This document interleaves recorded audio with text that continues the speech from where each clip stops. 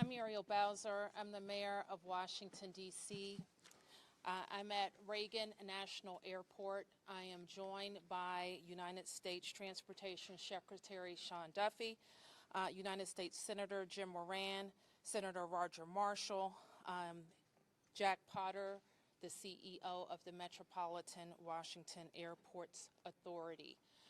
We are here to brief you on the very tragic events of this evening, where we know a passenger plane coming to the airport here collided with a military helicopter.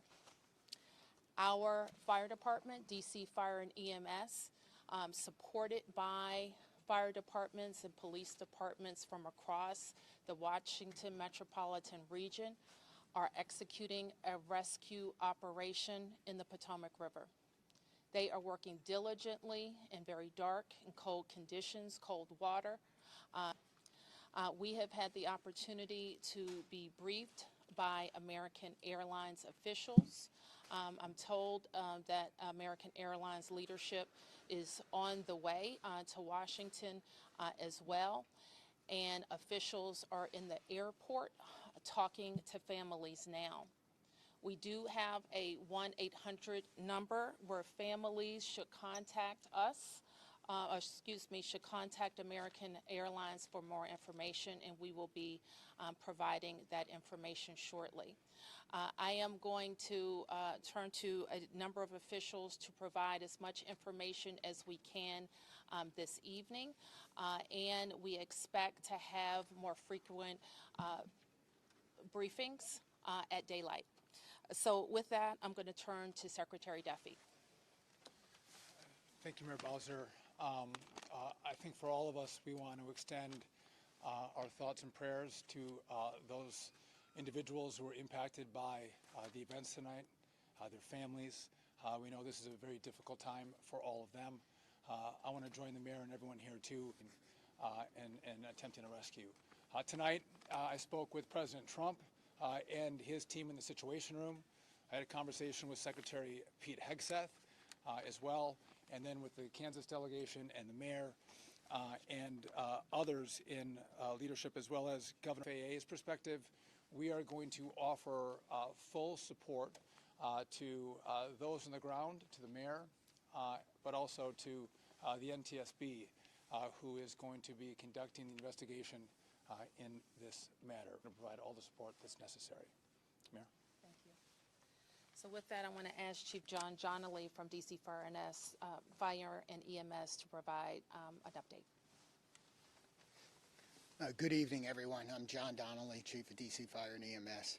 This evening at 8:48, an alert was sounded, initiating a large regional response to a report of an aircraft crash on approach to the airport.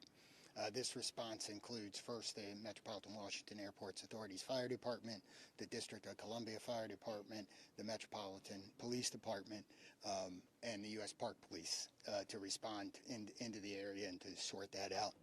At 8:58, the first units arrived on the scene and found an aircraft in the water and began rescue operations. This incident has grown.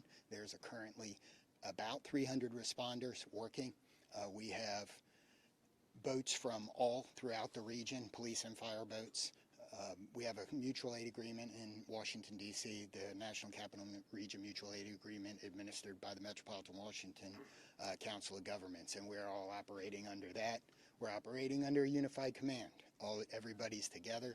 So we also have requested state police helicopters from Maryland, and the Coast Guard helicopter is working. So this is a state and federal response as well. U.S. Coast Guard's got some boats in the water as well. So it's a highly complex operation. The conditions out there are extremely rough for the responders. It's cold. They're dealing with relatively windy conditions. Wind is hard out on the river. So they're out there working. We're doing everything we can to keep them safe. And with that, I'm going to turn it back to the mayor.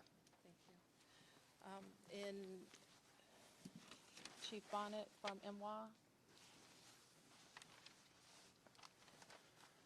I'm Rick Bonnet, Fire Chief of MWA Fire and Rescue. Our unit, as Chief Donnelly already alluded, commercial aircraft and a helicopter.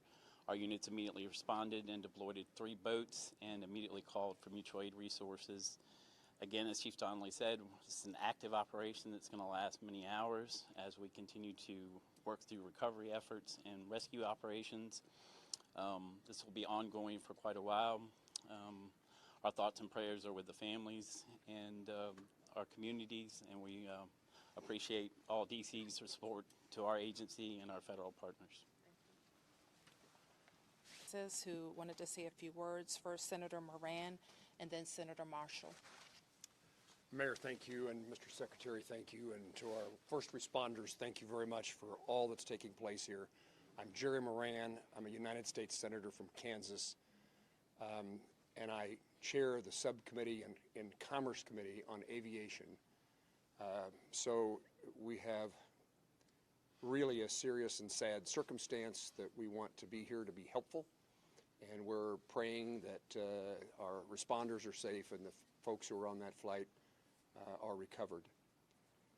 The circumstance I would describe is that I know that flight. I've flown it many times myself. I lobbied American Airlines to begin having a direct nonstop flight service to DCA. That flight has been in existence about a year. And it is certainly true that in Canada, people who are on this flight know their family members, know somebody. So this is a very personal circumstance as well as an official response. And again, we will do everything we can to make certain that we're supportive of the rescue efforts, and we'll do everything we can to make certain that our subcommittee and Congress is engaged in what needs to take place following the outcome of this evening and this month's kind of investigation. I've talked to NTSB, I've talked to the White House, I've talked to the Department of Defense, and I've talked to the CEO of American Airlines, and there is all of us pulling together for the best outcome possible. I'm honored to be here with my colleague, Senator Marshall, as we try to make certain that we care for those certainly back in Kansas that were on that flight. But it's a reminder that there are people here in Washington, D.C., and this region, in Virginia and Maryland, and many places else that fly to and from Kansas.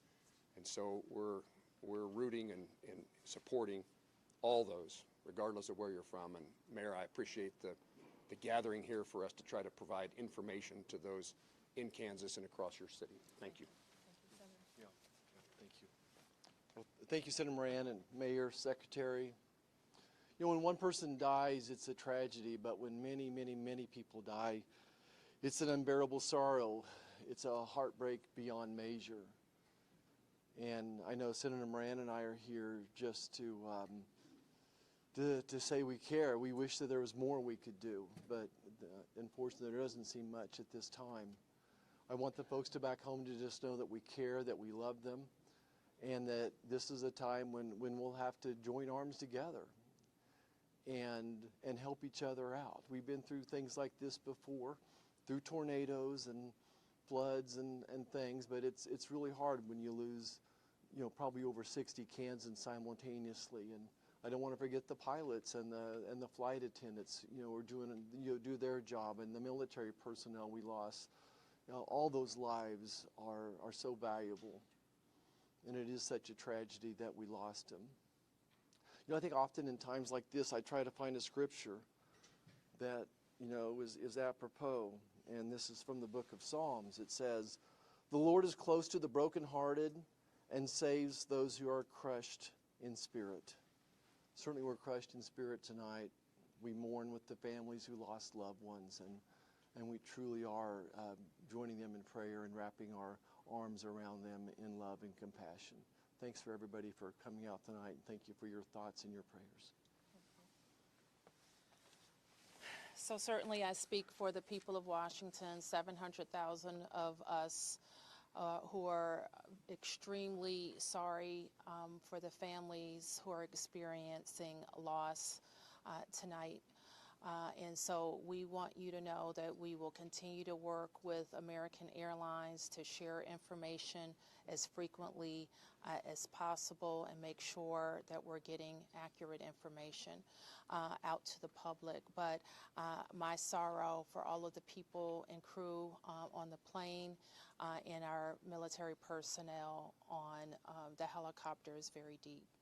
I do want to turn to Jack Potter, who is the CEO of our Airports Authority, responsible for Reagan National Airport and Dulles International Airport, to talk to you about how the airport responded and what's going to happen next. Good evening. As was said, I'm Jack Potter, President and CEO of the Metropolitan Washington Airports Authority. Thank you all for being here tonight and under these very, very grim circumstances. First of all, I want to let you know that we're providing support to all the families who are involved. American Airlines has established a phone number for them to reach out. It's been published, but let me repeat it. It's 1-800-679-8215. So families of folks that were on the plane are asked to contact them.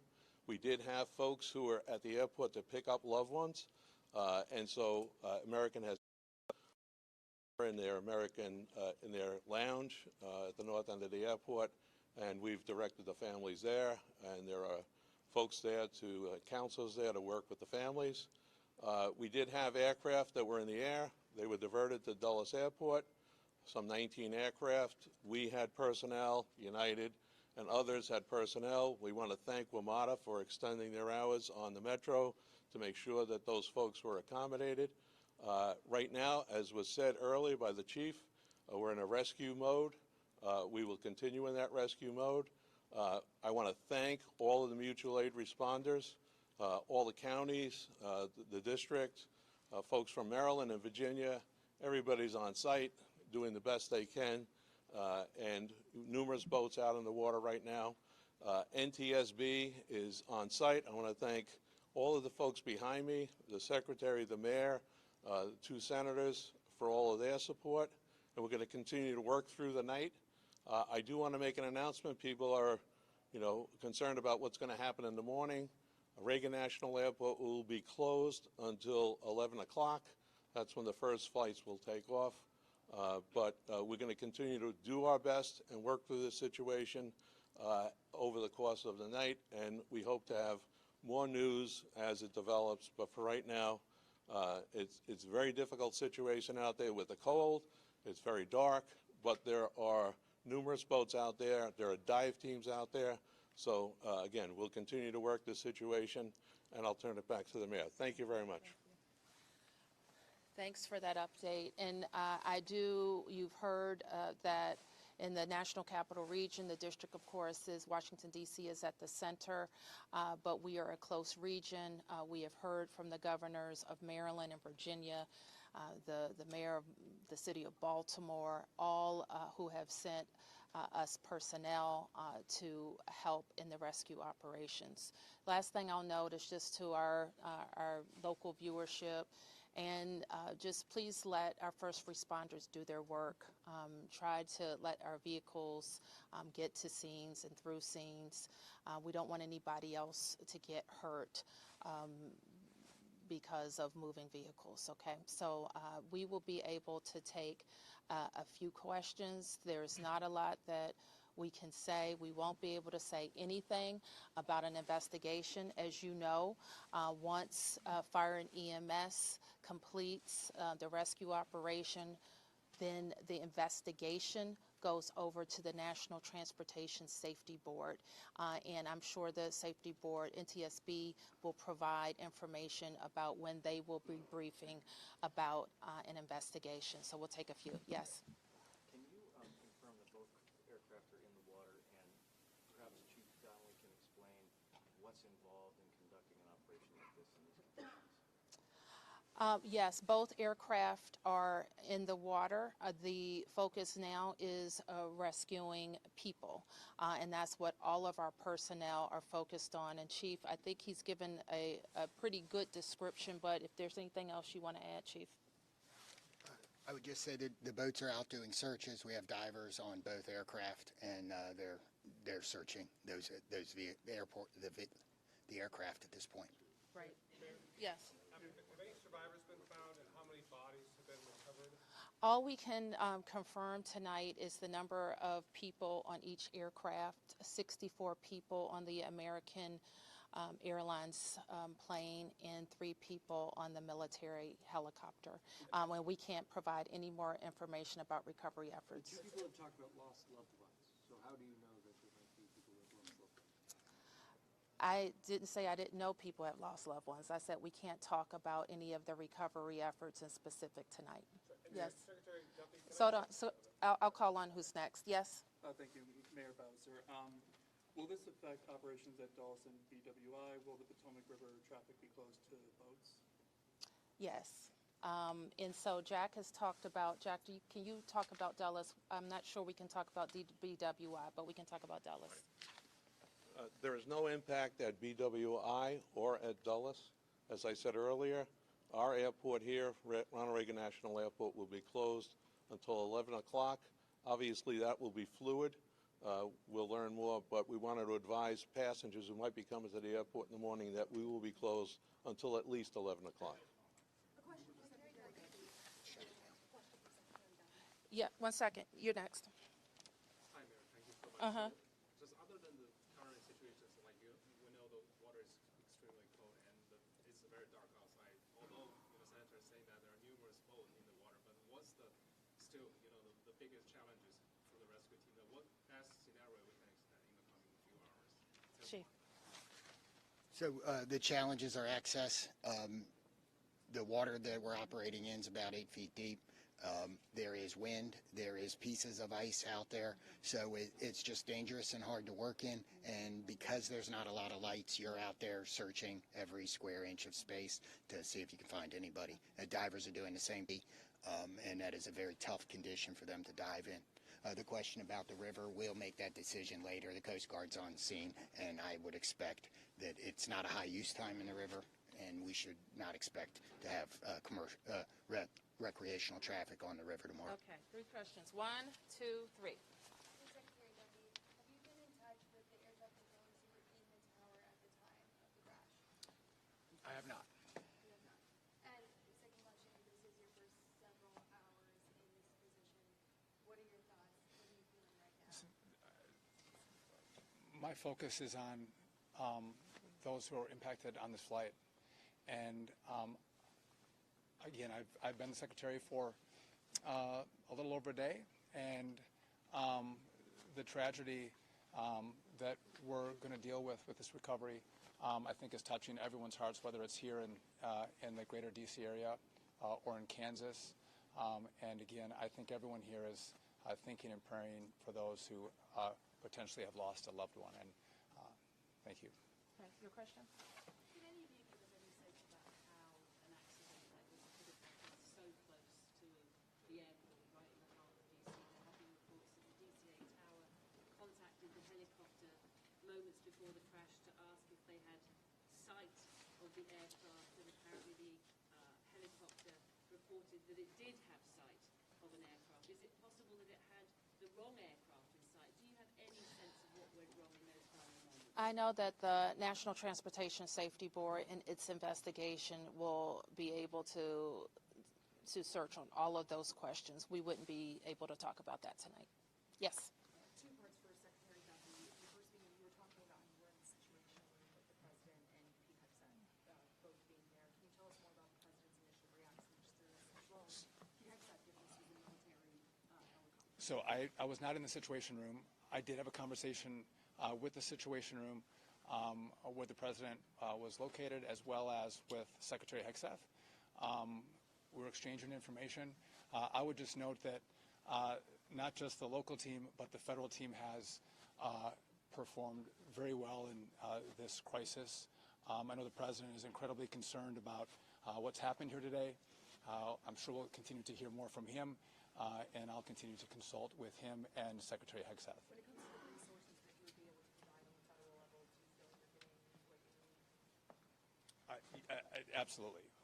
The president has committed to this team and to the NTSB through the DOT that we will provide all resources necessary as we go through this recovery, but also the support from FAA and DOT as the NTSB investigates. Secretary, do we know the condition of these aircraft? Are they full? Are they split? Are they pieces? Again, I don't think we can comment on that. Our focus is on getting the passengers and crew out of the water. And just one more clarification, because earlier we got guidance that DCA was going to be shut down at least until Friday at 5 a.m. I just heard 11 a.m. 11 a.m. tomorrow. Okay. Yes. Okay. We can take a few more questions. A question here, and here. Yep. Mayor Bowser, can you just confirm, has anybody been transported to the Again, I can't say anything about the rescue operation right now.